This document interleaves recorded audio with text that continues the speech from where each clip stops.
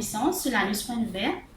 Vous avez fait une intervention pour, comme si vous pouvez l'anus là. Soit on refait l'anus directement, soit on fait une solution d'attente.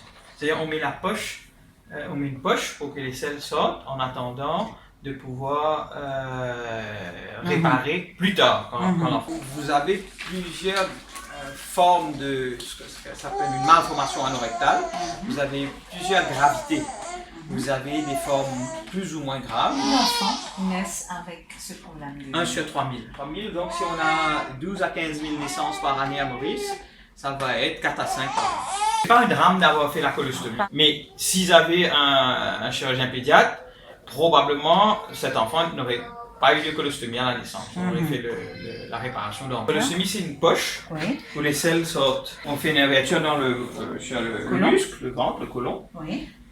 Enfin, sur le ventre plutôt, et puis on sort le côlon, l'intestin dehors, et on ouvre l'intestin, comme ça les selles sortent directement dans une poche collée sur le ventre. Il faut refaire le passage où les selles sortent, ça s'appelle anorectoplastie. On ouvre, on va chercher, on replace, et surtout on ferme la fistule. Il y avait une communication entre le passage urinaire et le passage des selles. Si la colostomie était bien faite, on aurait pu attendre plus calmement qu'il grandisse. Lorsqu'on fait une colostomie, on attend entre 6 semaines et 3 mois, idéalement, avant de refermer. Là, on a attendu 3 mois. Là, il a 6 mois, et il n'a plus de colostomie. Je veux dire, on n'a pas attendu 2 ans.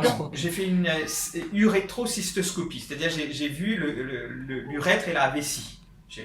Et ici, on a la chance d'avoir le matériel pour le faire, pour m'assurer que là où on avait séparé... la première intervention était faite. Voilà. Et puis, on injecte un produit de contraste par l'anus qu'on a reconstruit et on fait des films pour voir si il n'y a pas de fuite, si tout est OK. Et dans l'avenir, on va continuer à le suivre. On peut éventuellement être amené à refaire ce test dans 1 an pour voir comment il évolue. C'est pour un suivi. Hein? Vous voyez, c'est pour moi, ça me donne des éléments pour la suite. J'ai dit à la maman, il va être aussi normal que possible. C'est-à-dire qu'il n'y a aucune raison qu'il ne puisse pas aller à l'école, qu'il ne puisse pas faire des études, fonder sa propre famille. Il peut avoir une vie quasi normale. C'est une anomalie qui n'est pas associée à d'autres problèmes. Mais il faut un suivi pour voir comment il fait pipi et comment il fait tata dans l'avenir. Il n'a pas de rectum, donc on a pris un bout d'intestin qu'on fait travailler comme rectum. Donc, peut-être qu'il ne va pas ressentir l'envie d'aller à la selle comme nous. Vous voyez, parce que nous, quand ça se remplit, on a envie et on va à la selle. Mais il y a des façons de faire pour remplacer cette envie par une discipline, par des médicaments. C'est-à-dire, là, il faudrait vraiment... c'est au cas par cas. Hein. Et moi, je remercie le docteur 1000 fois. Je ne vais pas assez remercier les